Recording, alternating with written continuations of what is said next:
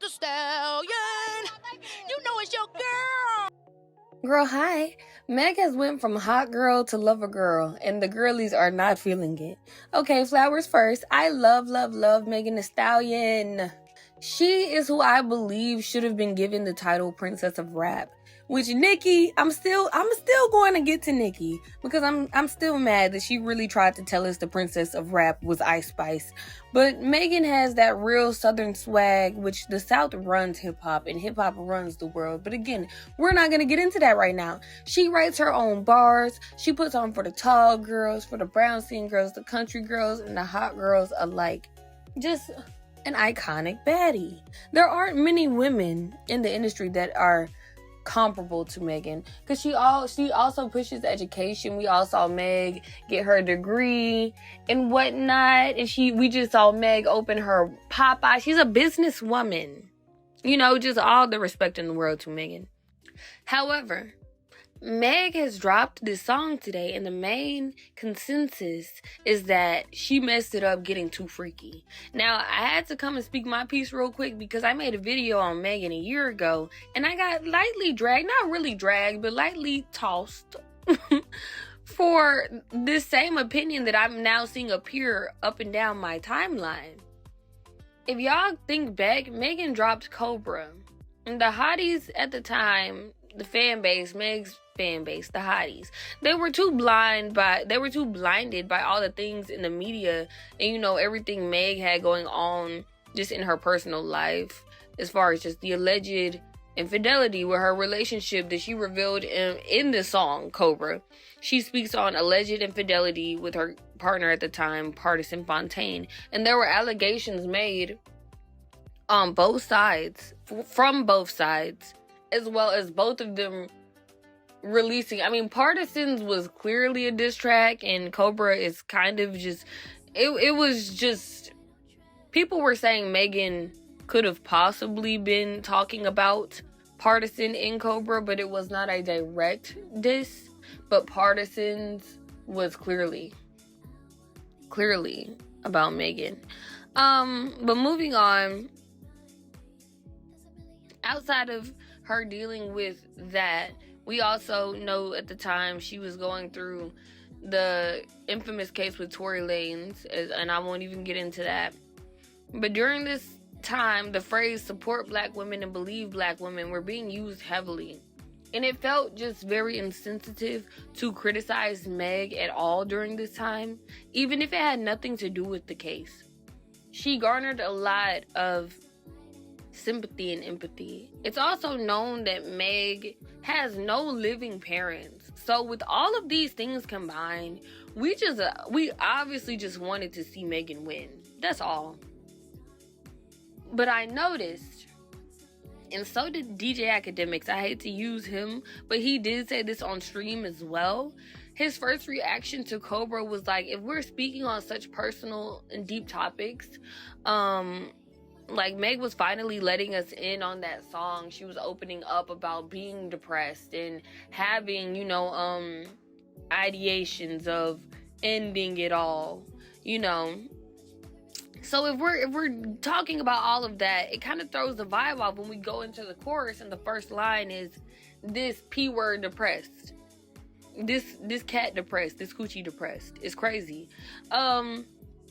Because I love the sexual liberation, and everything about Megan is so tea. I enjoy the show, but it's very hard to take her seriously when it comes to any topic other than getting men running their pockets and being freaky. Now, like I said, we all just want to see Megan win. And this relationship with her current boyfriend, Klay Thompson, who is a NBA player, he seems like a win. This relationship seems like a win.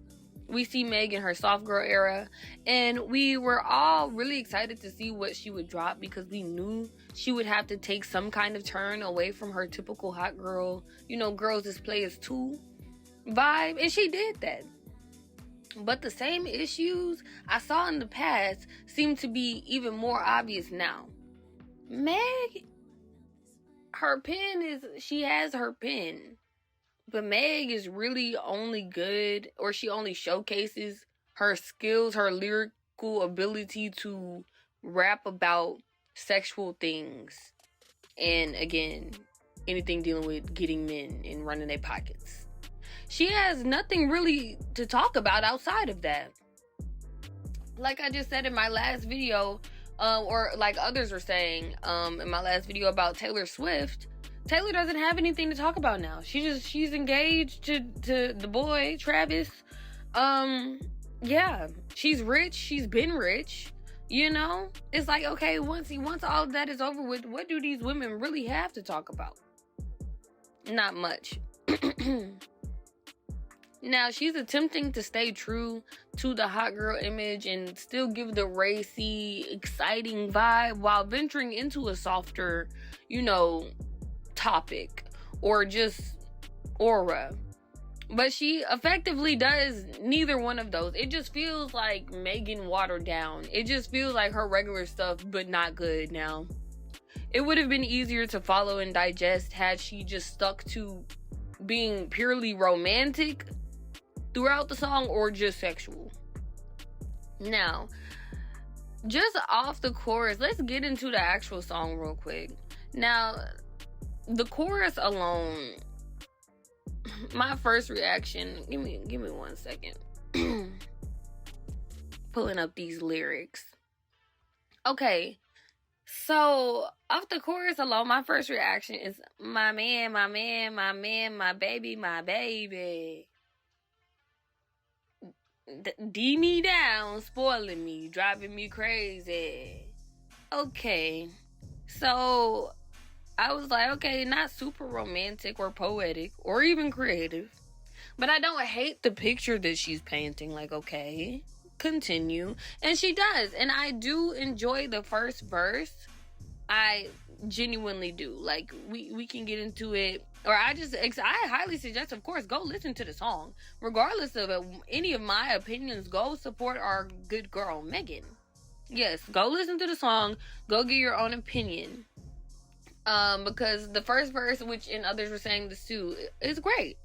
But things go off the rails and we lose track. It's like she's trying. This is the vibe I get, because here we can go further into the lyrics, into the second verse, right? Or even the third verse. Ooh, you know what? I'm just gonna put it on screen. I don't even want to say all of these words. But I'm from Splash Town. You know I keep it wet. Things like, and this was the main thing where people were complaining. This refrain right here really threw things off. This pop that P for your man, pop that P for your man, and why you effing people, ninja, need to find your own man. Now, bow, brr, I don't know. Everybody go listen to the song yourself. I just tried to give you a quick preview without getting this video copyrighted. But yeah, it's like she's trying to behave, but Hot Girl Meg is just still pulling at her. Like, she's gonna have to really evolve and dig deep if we're gonna get a true transition out of this era, and she's gonna make it believable, because this just feels like, yes, like I said, watered down. But what do y'all think? Was Meg already falling off? Is Clay really saving her? Should she keep dropping? Are you excited for more Lover Girl Meg? Please comment all opinions down below. It's a safe space. Also, if you're not doing anything, please subscribe if you feel like it, so I can just do this more often. I love chatting with you guys. I love seeing your comments. So, yes, let me know what we should talk about next. I'll see you all later. Girl, bye.